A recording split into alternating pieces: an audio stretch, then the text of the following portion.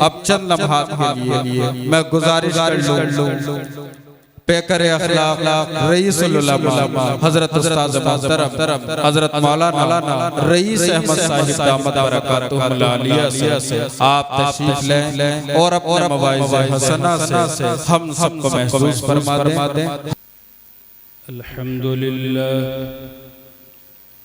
الحمد لله نحمده ونستعينه ونستغفره ونؤمن به ونتوكل عليه ونعوذ بالله من شرور أنفسنا ومن سيئات أعمالنا من يهده الله فلا مضل له ومن يضلله فلا هادي له ونشهد أن لا إله إلا الله وحده لا شريك له ونشهد أن سيدنا وسندنا وشفيعنا وإمامنا ومولانا محمدًا عبده ورسوله صلى الله تعالى عليه وعلى آله وأصحابه وأزواجه وذرياته وبارك وسلم تسليما كثيرا أما بعد فأعوذ بالله من الشيطان الرجيم بسم الله الرحمن الرحيم واعبدوا الله ولا تشركوا به شيئا وبالوالدين إحسانا وذي القربى واليتامى والمساكين وابن السبيل والجار ذي القربى والجار الجنب والصاحب بالجنب وابن السبيل وما ملكت أيمانكم صدق الله العظيم وقال النبي صلى الله عليه وسلم من كان يؤمن بالله واليوم الآخر فليكرم ضيفه ومن كان يؤمن بالله واليوم الآخر فلا يؤذي جاره ومن كان يؤمن بالله واليوم الآخر فليقل خيرا أو ليسكت أو كما قال رسول الله صلى الله عليه وسلم۔ جناب صدر حضرات علماء کرام،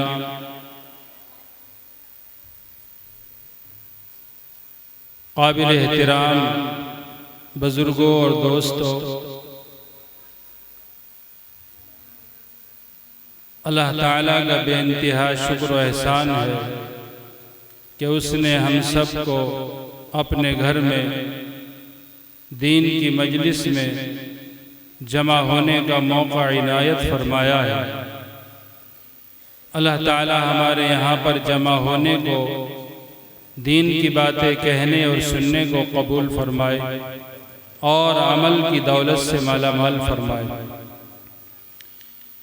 قابل احترام بزرگوں، میرے اس وقت دو بہت بڑے بزرگ یہاں موجود ہیں، حضرت اقدس مولانا محمد اسلم صاحب دامت برکاتہم، اللہ ان کی عمر میں برکت عطا فرمائے، علم و عمل کے امام، میرے بڑے رفیق محترم مشفق دوست مفتی قمر الحسن صاحب قاسمی ازہری میرا پوری دامت برکاتہم، یہ بحر العلوم بیٹھے ہوئے ہیں یہاں پر۔ ان کے سامنے یہ جرأت اور یہ ہمت اس لیے میں کر رہا ہوں کہ میرے اپنے ہیں بے تکلف ہیں۔ دعا کیجئے کہ اللہ تعالیٰ مجھے صحیح بات کہنے کی اور ہم سب کو اس پر عمل کرنے کی توفیق عطا فرمائے۔ ہمارے مہمان خصوصی پہنچ چکے ہیں، میں چند لمحات کے لیے آپ کے سامنے حاضر ہوں۔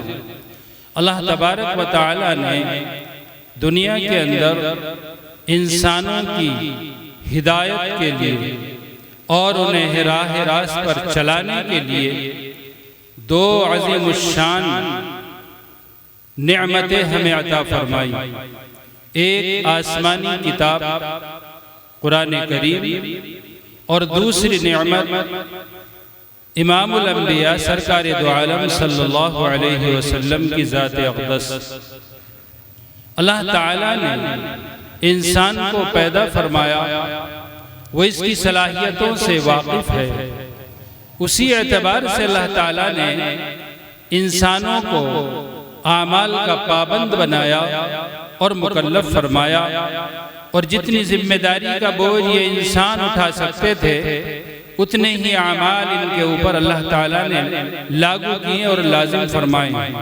لا یکلف اللہ نفسا الا وسعها، اللہ نے اس کی وسعت سے زیادہ، اس کی طاقت اور قدرت سے زیادہ کسی بھی عمل کا مکلف انسان کو نہیں بنایا۔ دوسرا احسان یہ فرمایا کہ اللہ تعالیٰ نے جب آسمانی کتاب دنیا کے اندر اتاری اور بھیجی تو اسی کے ساتھ ساتھ نبی کو بھی اتارا۔ اگر اللہ تعالیٰ آسمان سے کتاب نازل فرما دیتا اور اس کے اندر احکام کا حکم دے دیا جاتا، بڑا مشکل تھا عمل کرنا، لیکن اللہ کا احسان، اس کا فضل اور انعام کہ اس نے ساتھ میں اس کتاب کو پڑھ کر کے صرف سنانے والے ہی نہیں بلکہ اس کتاب کے مطابق عمل کرنے والے نبی، جسے عملی نمونہ کہتے ہیں، جو ہے وہ ساتھ میں بھیجا ہے، اور انہوں نے ہمیں دین پر چلنا سکھایا، اللہ کے احکامات پورے کرنے سکھائے۔ اب اللہ تعالیٰ قرآن کریم کے اندر فرماتا ہے اقیموا الصلاۃ، نماز قائم کرو۔ جگہ جگہ اللہ نے قرآن کریم کے اندر نماز کا حکم دیا۔ اب نماز کیسے پڑھنی، کتنی رکعت پڑھنی، کس جگہ کیا پڑھنا ہے، یہ سکھلایا ہے امام الانبیاء سرکار دو عالم صلی اللہ علیہ وسلم نے۔ اسی طریقے سے آپ نے ہر عمل سکھلایا۔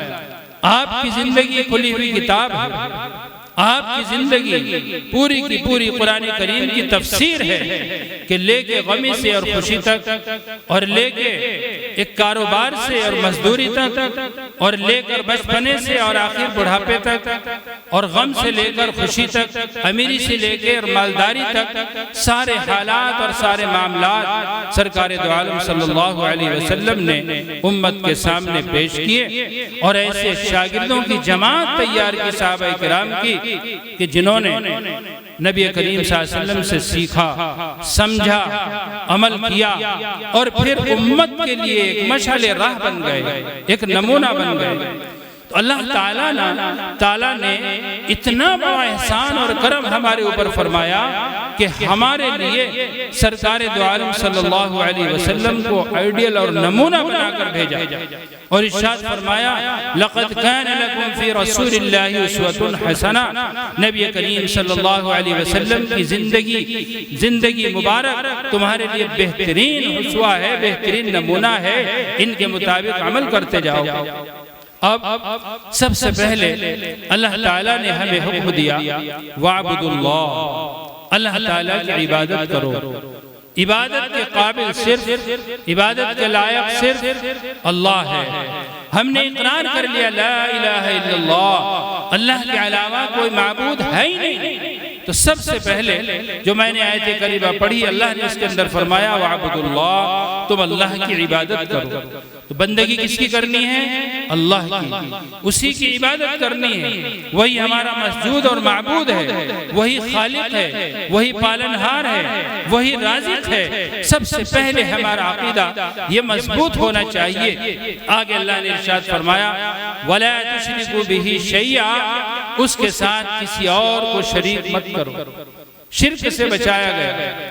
آگے اللہ تعالیٰ نے ارشاد فرمایا وَبِالْوَالِدَيْنِ إِحْسَانًا، تمہیں والدین کے ساتھ اچھا سلوک کرنا ہے، بہترین برتاؤ کرنا ہے، کہ والدین کا احترام بھی کرنا ہے، والدین کی عزت بھی کرنی ہے، والدین کی خدمت بھی کرنی ہے۔ اب کل ملا کے خلاصہ یہ ہے کہ اگر اس زمین پر، اس کائنات میں زمین پر تمہارے ماں باپ تم سے راضی ہیں تو آسمان پر تمہارا رب تم سے راضی ہے۔ اللہ نے اپنی عبادت اور اپنی بندگی کے ساتھ ساتھ والدین کے ساتھ حسن سلوک اور ان کی خدمت اور ان کی عزت اور ان کا احترام کا حکم دیا ہے۔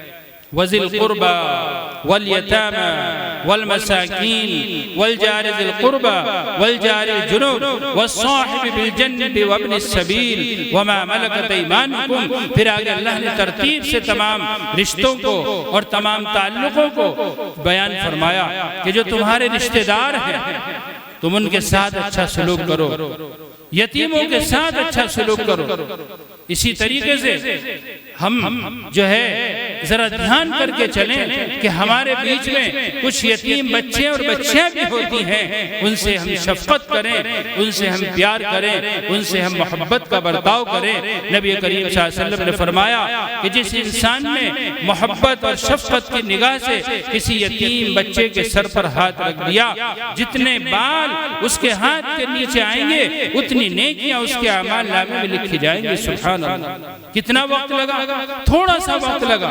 شفقت اور پیار کے ساتھ، محبت کے ساتھ یتیم کے سر پر ہاتھ رکھنا کتنی بڑی بات ہے، کتنی بڑی عبادت ہے۔ اللہ نے ارشاد فرمایا اسی طریقے سے یتیم ہیں، غریب ہیں، مسکین ہیں، ان سب کے ساتھ اچھا سلوک کرو۔ اور ایک چیز ارشاد فرمائی وَالْجَارِ ذِي الْقُرْبَى وَالْجَارِ الْجُنُبِ، پڑوسی دور کا ہو یا قریب کا ہو اس کے ساتھ بھی اچھا برتاؤ کرو۔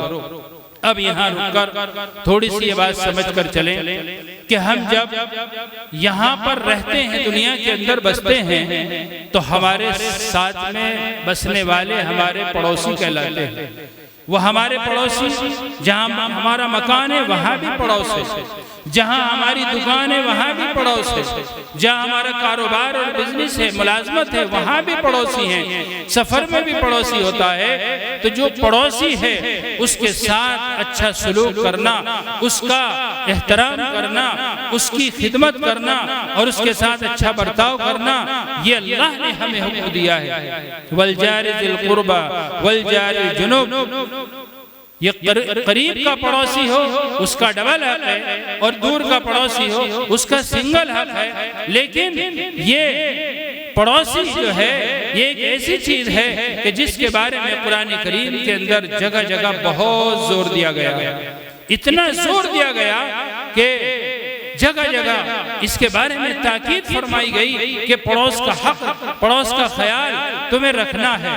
بزرگ اور دوستو، ہمیں سب سے پہلے اپنے اخلاق کو اچھا کرنا ہوگا، ہمیں سب سے پہلے اپنے معاملات کو اچھا کرنا ہوگا، ہمیں سب سے پہلے اپنے پڑوس کے حق ادا کرنے ہوں گے، ہمیں سب سے پہلے جو ہے اس بات کا دھیان کرنا ہوگا کہ میرے ذمہ جو حقوق ہیں وہ مجھ سے ادا ہو رہے ہیں کہ نہیں ہو رہے ہیں، یا مجھ سے اور میری ذات سے جو ہے اللہ کی مخلوق کو نقصان پہنچ رہا ہے یا تکلیف پہنچ رہی ہے۔ انسان کو ایسا بننا چاہیے کہ اس کی ذات سے جو ہے لوگوں کو، تمام انسانوں کو، تمام اللہ کی مخلوق کو جو ہے نفع پہنچنا چاہیے، نقصان نہیں پہنچنا چاہیے۔ ان کی خدمت کرنی چاہیے، ان کا اکرام کرنا چاہیے، ان کا احترام کرنا چاہیے، ان کے ساتھ اچھے معاملات کرنے چاہیے، اچھے اخلاق سے پیش آنا چاہیے، اس کے ساتھ اچھا برتاؤ کرنا چاہیے۔ بیمار اگر ہو گیا پڑوسی تو اس کی عیادت کرنی چاہیے، اس کے یہاں خوشی کا عالم ہے تو اس میں مبارکباد پیش کرنی چاہیے، اور غم ہے تو اس میں شریک ہونا چاہیے۔ وہ اگر قرض کا مطالبہ کر رہا ہے، غریب ہے تو اس کے لیے مدد کرنی چاہیے۔ یہ ہمارے لیے اللہ نے حکم دیا ہے۔ اور جناب نبی کریم صلی اللہ علیہ وسلم نے ایک موقع پر ارشاد فرمایا واللہ لا یؤمن واللہ لا یؤمن واللہ لا یؤمن، 3 مرتبہ قسم کھا کر ارشاد فرمایا اللہ کی قسم وہ مومن نہیں، اللہ کی قسم وہ مومن نہیں، اللہ کی قسم وہ مومن نہیں۔ قیل من یا رسول اللہ، اللہ کے رسول کون ہے وہ شخص؟ قال الذي لا يأمن جاره بوائقه، نبی کریم صلی اللہ علیہ وسلم نے ارشاد فرمایا وہ انسان کہ جس کی ظلم سے، شرارت سے اور اس کی زیادتیوں سے اس کا پڑوسی مامون نہ ہو، محفوظ نہ ہو۔ اللہ اکبر. کیا پتہ چلا روایت سے؟ پتہ چلا کہ اگر میرا پڑوسی مجھ سے دکھی ہے، میری شرارتوں سے پریشان ہے، تو پتہ چلا میرا ایمان نامکمل ہے. ایمان مکمل نہیں ہے. ایمان مکمل اسی وقت ہوگا جب میرا پڑوسی میری شرارتوں سے، میری پریشانیوں سے محفوظ ہو سکتا ہے.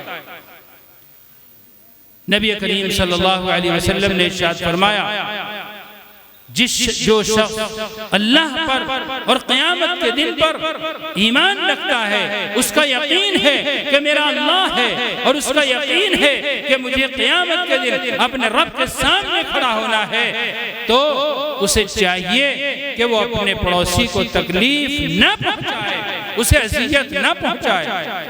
جو آدمی اللہ پر یقین رکھتا ہے، قیامت کے دن پر یقین رکھتا ہے، اسے چاہیے فَلْيُكْرِمْ ضَيْفَهُ کہ وہ اپنے مہمان کا اکرام کرے. آج بہت سے حضرات مہمان کو دیکھ کر پیشانی پر بل لے آتے ہیں کہ صاحب چلے آئیں، اب ان کے لیے مجھے پریشان ہونا پڑے گا. مہمان آئے، ان کے لیے استقبال، اہلا و سہلا مرحبا، آئیے تشریف لائیے، ان کی عزت، ان کا احترام، انہیں دیکھ کر خوش ہونا، مسکرا کر انہیں ویلکم کرنا اور ان کی خدمت اور ضیافت کرنا، یہ شریعت مطہرہ کا حکم ہے، اسلام کا پیغام ہے، اور نبی کریم صلی اللہ علیہ وسلم کا عمل ہے امت کے لیے. حضرت عائشہ سے معلوم کیا نبی کریم صلی اللہ علیہ وسلم نے کہ وہ جو ہے کچھ گوشت تین دست آئے تھے، 3 یا 4، وہ کیا ہوا ان کا؟ اللہ کے رسول 3 سائل آ گئے، تینوں کو دے دیا کہ کچھ ہے کہ ہاں ایک ہے.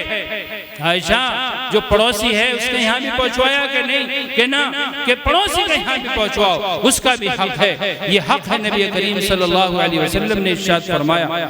بزرگوں اور دوستو، نبی کریم صلی اللہ علیہ وسلم فرماتے ہیں پڑوس کا حق اتنا ہے.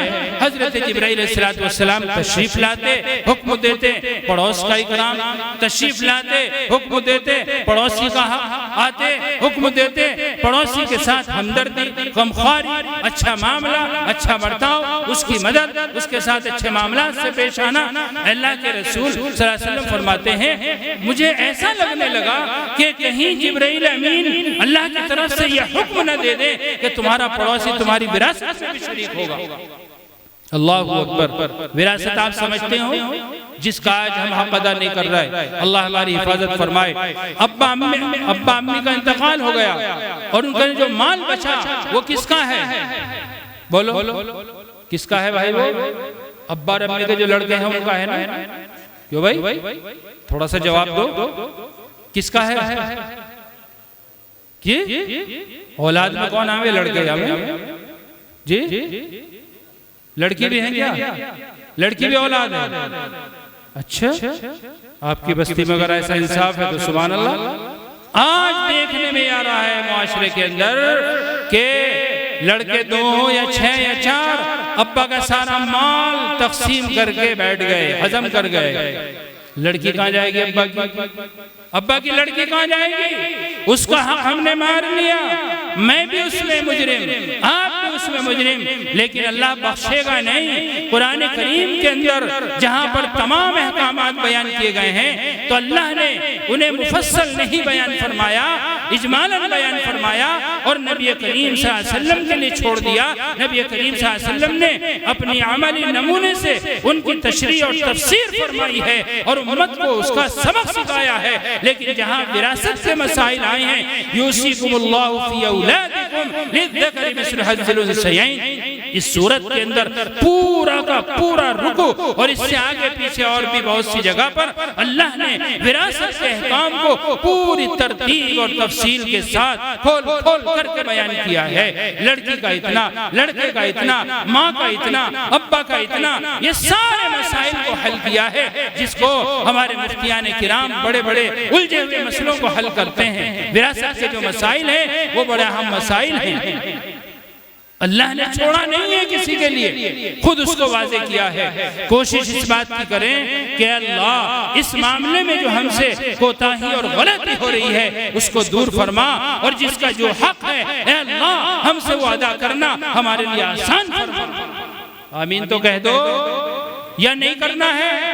ارے ایک بات سن لو، اللہ تبارک و تعالیٰ نے دنیا کے اندر ہمیں جو بھیجا ہے وہ ہماری آزمائش کے لیے بھیجا ہے، امتحان کے لیے بھیجا ہے، راہیں کھول دی ہیں۔ اب دیکھنا یہ ہے کہ یہ بندہ کس راہ پر چلتا ہے، آیا منزل مقصود حاصل کرنے کے لیے، اپنی زندگی کو کامیاب کرنے کے لیے راہ راست پر چلتا ہے یا راہ راست سے ہٹ کر چلتا ہے، اللہ تعالیٰ کی اطاعت کرتا ہے یا نافرمانی کرتا ہے، اللہ تعالیٰ کے بتلائے ہوئے احکامات سے منہ موڑتا ہے یا ان کو اپنے سینے سے لگا کر انہیں عملی جامہ پہن کر سرخروئی حاصل کر کے دنیا میں بھی کامیاب ہو کر باعزت ہو کر اللہ کے یہاں جاتا ہے اور کامیاب ہو کر۔ یہ ہے یہ زندگی، یہ چند روزہ زندگی ہے، یہ زندگی کے لمحات ہمیں بار بار نہیں ملیں گے۔ اس زندگی کو قیمتی بنانے کے لیے ضرورت اس بات کی ہے کہ ہمارے لیے کتاب اللہ ہے اور سنت رسول اللہ ہے، ہم دونوں کو مضبوطی سے پکڑیں۔ معاشرے کے اندر یہ اصلاح معاشرے کے عنوان سے آپ کا جلسہ منعقد ہوا ہے، اس میں بہت ساری باتیں آتی ہیں۔ میں نے اس بات پر زور دیا کہ ہمیں سب سے پہلے اپنی وراثت کے مسئلے کو حل کرنا ہے۔ بہن کا حق ہے تو بھی لے لے، بھائی کا حق ہے تو بھی لے لے۔ ہوتا یہ ہے کہیں کوئی بڑا ہے یا چھوٹا بھائی ہے وہ زیادہ لے لیتا ہے، کہیں یہ ہوتا ہے کہ بہن کو چھوڑ دیا جاتا ہے، کہیں یہ ہوتا ہے کہ اچھا مال، قیمتی مال بڑا بھائی یا جس کا زور ہے وہ لے لیتا ہے، اور جو کمزور ہے وہ ادنا حصہ لے لیتا ہے، اسے دے دیا جاتا ہے۔ ایسا نہیں ہے، ماں باپ کے مال میں سب برابر کے حق ہیں۔ ایک بچہ طاقتور ہو، ایک کمزور ہو، ایک جو ہے کم عمر کا ہو، ایک 50 سال کا ہے، ایک 5 سال کا ہے، اللہ نے سب کے حق برابر رکھے ہیں۔ برابری کوشش کرو اس بات کی کہ انشاءاللہ ان مسائل کو اٹھائیں گے۔ ارے شادی بیاہ میں چاہے تم 10 لاکھ روپے لگا دو، 50 لاکھ روپے لگا دو، اس سے کوئی سروکار نہیں ہے، لیکن لڑکی کا حق جو نہیں دے گا، بہن کا حق جو نہیں دے گا، اپنی پھوپھی کا حق جو نہیں دے گا، وہ اللہ کی نظر میں مجرم ہے، مجرم ہے، مجرم ہے۔ اس سے حساب لیا جائے گا اور اسے حساب دینا پڑے گا۔ اوئے ہائے، بڑے بڑے نمازی، بڑے بڑے حاجی، بڑے بڑے عالم، میں بھی اس میں شریک ہوں، بہنوں کا حق کھا رہے ہیں، بہنوں کا حق کھا رہے ہیں۔ اللہ کے یہاں کوئی عذر چلنے والا نہیں ہے، خدا کی قسم نہیں چلے گا کوئی عذر۔ اس کے بارے میں ہم ذرا کھولیں آنکھیں، مشورہ کریں، سمجھ سے کام لیں۔ اللہ کو منہ دکھانا ہے، اللہ کو جان دینی ہے، اللہ کے سامنے حاضر ہونا ہے، ذرے ذرے کا حساب دینا ہوگا۔ سب سے پہلا مسئلہ کیا ہے؟ وراثت کا۔ ابا اماں نے جو مال چھوڑا ہم اسے تقسیم کریں گے، صحیح طریقے سے کریں گے، انشاءاللہ کریں گے۔ دوسری چیز پر میں نے زور دیا، پڑوسی کا حق۔ پڑوسی کے ساتھ آج جتنا گندہ برتاؤ میرا ہے، میرا پڑوسی مجھ سے دکھی ہے، میری شرانتوں سے پریشان ہے، اتنا پریشان ہو چکا کہ دشمنی میں بدل گیا یہ معاملہ۔ میں ذرا لوک لگا کر کہیں چلا گیا 2 دن کے لیے، میرا پڑوسی انتقام لینے کے لیے بیٹھا ہوا ہے۔ میں نے آگے دیکھا تو میرے گھر میں چوری ہو گئی، ڈکیتی ڈل گئی، پتہ نہیں کیا کیا نقصان ہو گیا۔ پڑوسی نے بھی فون کر دیا آ جاؤ، آج موقع ہے، بڑا دکھی کر رکھا ہے اس میرے پڑوسی نے، بڑا ستا رکھا ہے، ذرا آج اس سے انتقام لینا ہے، آ جاؤ، اور اسے نقصان پہنچا دیا۔ جبکہ میرے سامنے والے کا گھر میرے گھر کے لیے محافظ ہونا چاہیے، میرا گھر سامنے والے گھر کے لیے محافظ ہونا چاہیے، میرا دروازہ میرے پڑوسی کے دروازے کے لیے محافظ ہونا چاہیے، میرے پڑوسی کا دروازہ میرے دروازہ اس کا محافظ ہونا چاہیے۔ پڑوسی بہت بڑی چیز ہے۔ پھر نبی کریم صلی اللہ علیہ وسلم نے اس کی وضاحت فرمائی، جگہ جگہ ارشاد فرمایا، یہ مت دیکھو پڑوسی کا دین کیا ہے، اس کا مذہب کیا ہے، وہ کالا ہے، وہ گورا ہے، وہ مالدار ہے، وہ غریب ہے، وہ ادنا ہے، وہ اعلیٰ ہے، وہ کیسا ہے، یہ مت دیکھ، یہ دیکھ کہ یہ تیرا پڑوسی ہے، جیسا بھی ہے تیرا پڑوسی ہے، اس کے ساتھ اچھا برتاؤ کرنا، اس کے ساتھ ہمدردی کرنا اور اچھے اخلاق سے پیش آنا۔ ارے نبی کریم صلی اللہ علیہ وسلم نے یہ ہدایت دی ہے کہ تم اپنے پڑوسی کو اپنے اچھے کھانوں کی خوشبوؤں سے اذیت مت پہنچاؤ۔ کیا مطلب؟ تمہارے گھر کے اندر عمدہ قسم کا کھانا اگر بن رہا ہے اپنے بچوں کے لیے، بیوی کے لیے، تو تمہیں چاہیے تھوڑا سا کھانا اس میں سے نکال کر اپنے پڑوس میں پہنچا دو۔ اللہ اکبر، یہ تعلیم ہے نبی کریم صلی اللہ علیہ وسلم۔ ہمارا کیا عمل ہے ہماری ماں بہنوں کا؟ میں نے اسے ساگ دیا تھا پکا کر کے، پوری سردی میں اس نے ایک مرتبہ مجھے ایک پیالی شوربہ نہ دیا۔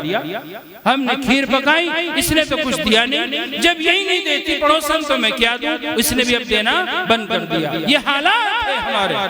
اللہ ہماری حفاظت فرمائے، ہمیں دین کی صحیح سمجھ عطا فرمائے۔ اس لیے بزرگوں اور دوستو، اگر آپ سے کوئی سلام نہیں کرتا، السلام علیکم، جہاں بھی ملے السلام علیکم، سلام کرنا سنت، سلام اللہ کا ذکر، سلام دعا، سلام اللہ کی رحمت کا پیغام، سلام ایک شانتی اور امن اور اطمینان کا پیغام ہے۔ تم میری طرف سے ہر طریقے سے مامون ہے، محفوظ ہے۔ میں تجھے سلامتی کا جو ہے پیغام دیتا ہوں، السلام علیکم، السلام علیکم۔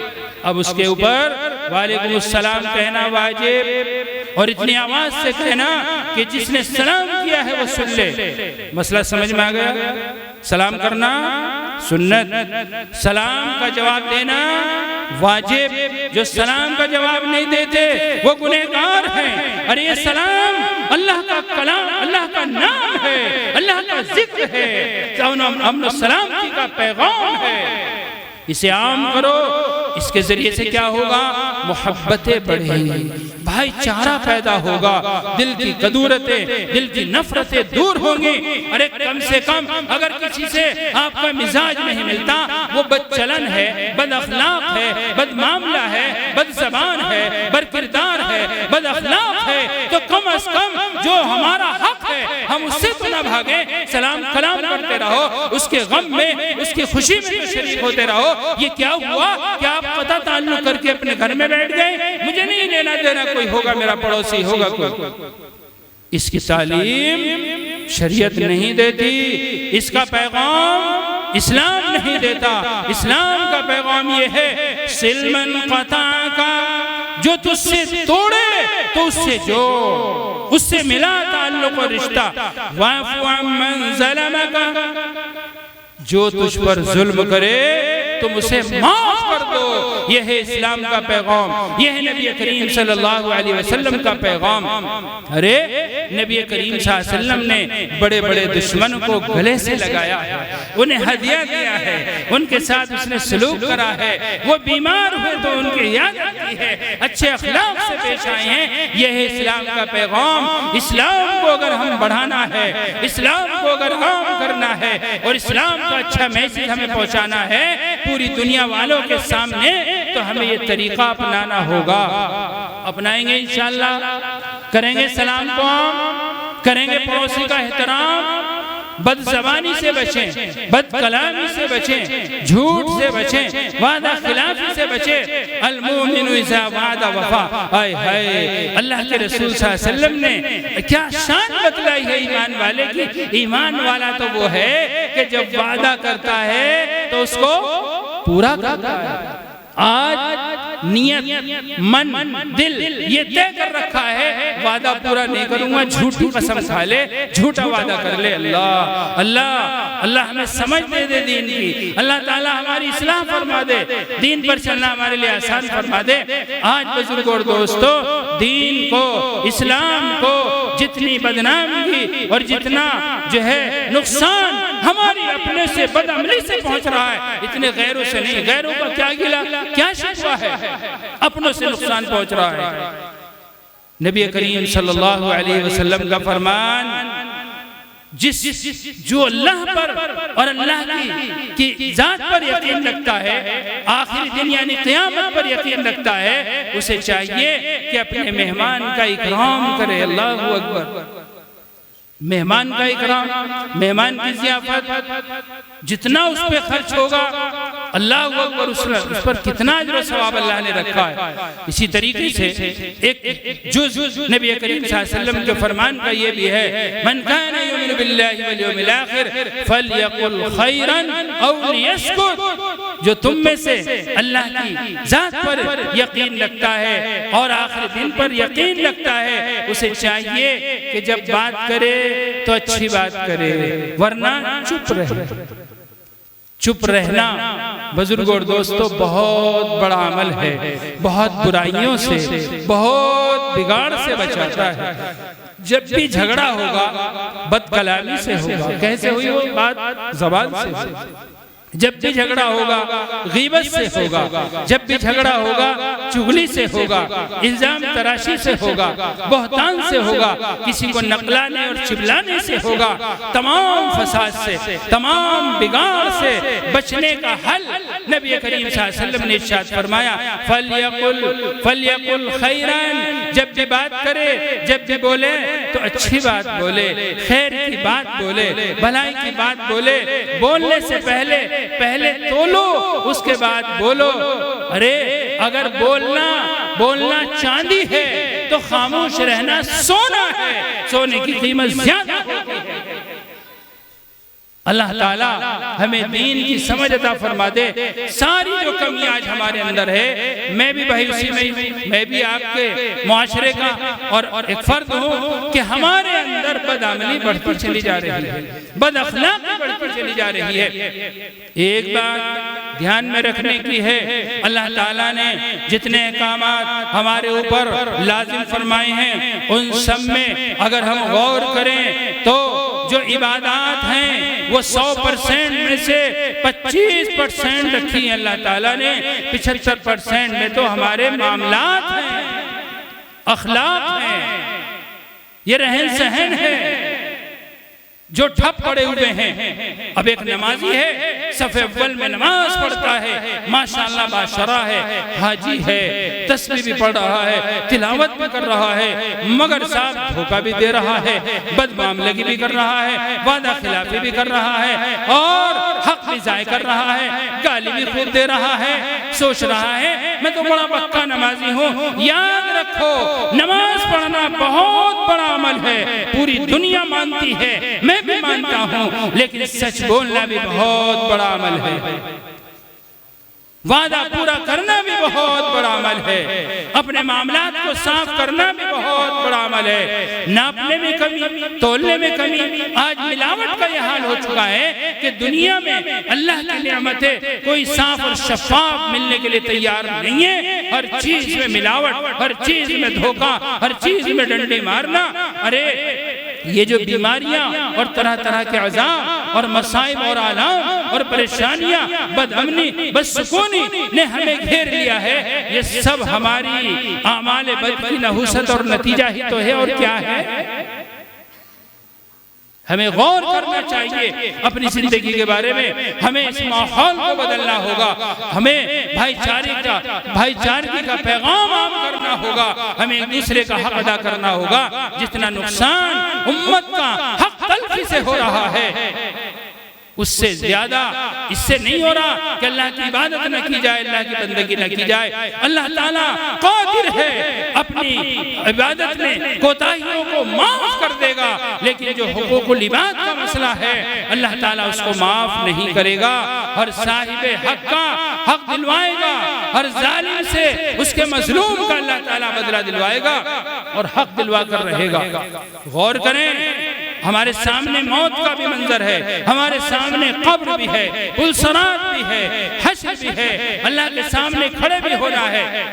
اپنی زندگی کا ہم محاسبہ کریں اور غور کریں، میری زندگی میں کیا ہو رہا ہے، کہاں میں کھڑا ہوں، اللہ نے کہنے کے لیے مجھے بھیجا تھا، میں نے کیا کرنا شروع کر دیا۔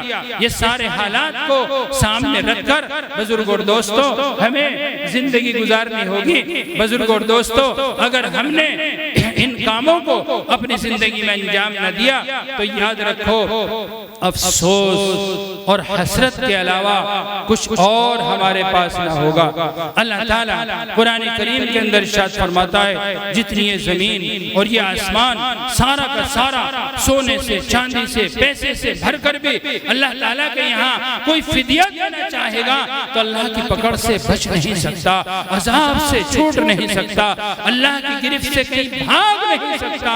وارض اللہ واسعہ، اللہ کی بہت بڑی زمین بہت بڑی ہے، بڑی وسیع ہے، کشادہ ہے۔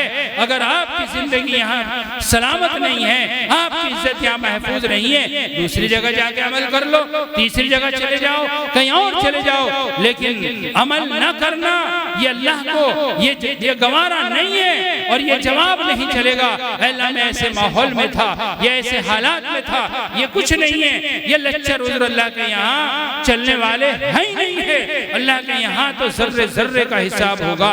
ہر ایک انسان کو اس بات پر جب تک یقین نہ ہوگا کہ اللہ مجھے دیکھ رہا ہے، کہ میں تنہائی میں ہوں، میں اندھیرے میں ہوں، میں اجالے میں ہوں، میں اکیلا ہوں، میں انفرادی زندگی گزار رہا ہوں، اجتماعی زندگی گزار رہا ہوں، کوئی دیکھے نہ دیکھے، میرا اللہ مجھے دیکھ رہا ہے۔ وَلِمَنْ خَافَ مَقَامَ رَبِّهِ جَنَّتَانِ، اللہ تعالیٰ نے بڑے بڑے وعدے کیے ہیں۔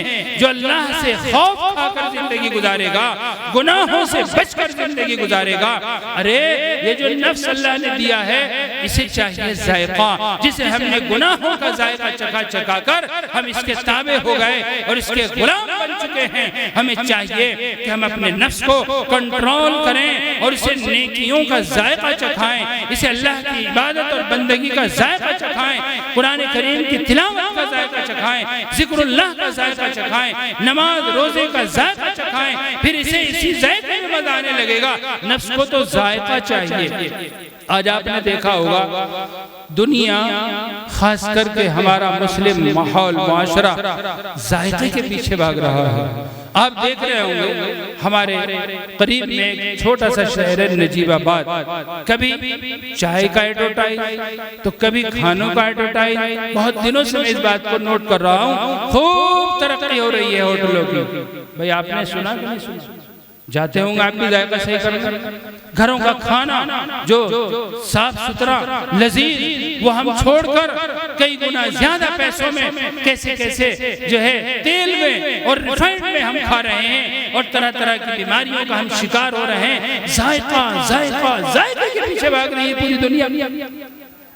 ارے کب تک ذائقے کے پیچھے بھاگو گے؟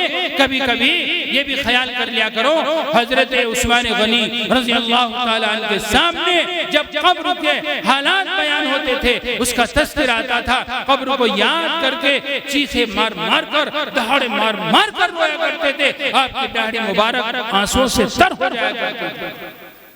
فرماتے تھے کہ آخرت کی منزلوں میں سب سے پہلی منزل قبر کی منزل ہے۔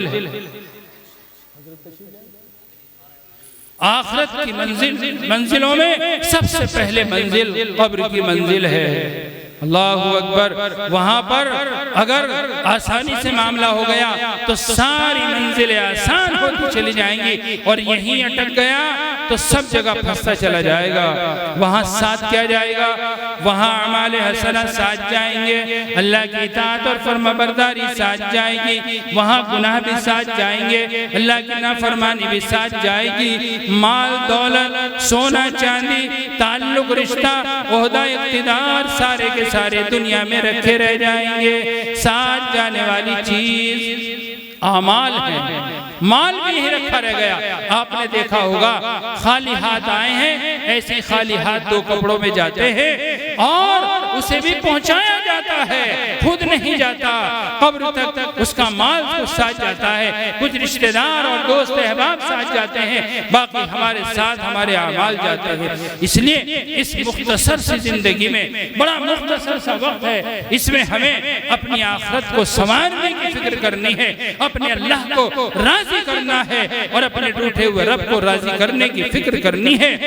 میں نے آپ کا قیمتی وقت لیا، حضرت جب تک تشریف لائیں، جب تک میرا وقت تھا حضرت والا تشریف لا چکے ہیں، میں انہی چند باتوں پر اپنی بات کو پورا کرتا ہوں، اس عہد و پیمان کے ساتھ کہ انشاءاللہ میں بھی عمل کروں گا اور آپ بھی عمل کریں گے انشاءاللہ۔ جو باتیں سنی ہیں اور جو سنیں گے کریں گے انشاءاللہ عمل۔ آج اس مجلس سے پیغام لے کر جاؤ کہ ہماری مسجد میں، ہماری بستی میں اتنی دور دراز کا سفر کر کے ہمارے مہمان تشریف لائیں، انہوں نے ہمیں دین کی باتیں بتائیں، بھائی کتنی دور سے آ کر بتائیں، ہمیں بھی چاہیے ہماری بھی غیرت زندہ ہو جانی چاہیے، ہماری ہمت جوان ہو جانی چاہیے کہ ہمیں انشاءاللہ عمل کرنا ہے۔ اللہ تعالی ہمیں عمل کی توفیق عطا فرمائے، آمین وآخر دعوانا الحمدللہ رب العالمین۔ جزاکم اللہ احسن الجزا۔